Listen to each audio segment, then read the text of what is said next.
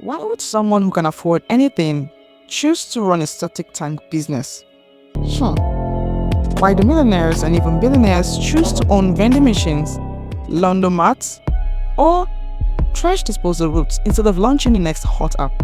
It doesn't make much sense, does it? Until you look deeper.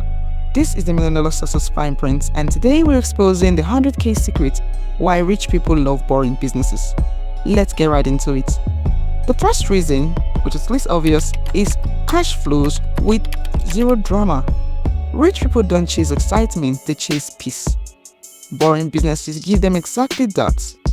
By that I mean predictability, recurring incomes without the daily chaos of trying to stay relevant, managing staff, or feeding the algorithm. Think about it. You're not begging for attention when your ATM machine brings in cash 24/7. You're not running sales when your laundromat is always full. These businesses aren't quite exciting, but you're consistent. And in wealth building, consistency beats excitement every time. Second reason, boring means overlooked. The wealthy love what the masses ignore. Why, you may wonder? This is because less competition equates to more profit. Nobody's flexing the static tank company on Instagram. That's why you can keep buying in cheap, dominate a region, and lock in clients that stay with you for years. Billionaires don't want to compete where everyone is looking. They want leverage where no one is paying attention. The boring businesses are perfect for that, so why not key into it? The third reason is control. In trendy businesses, your income is at the mercy of platforms, trends, or moods. One policy change and boom, your Spotify store dies. But with a boring business, you control the product, you control the pricing, you own the customer relationships. That's how rich people predict and protect their money. They don't gamble on hype, they build around control.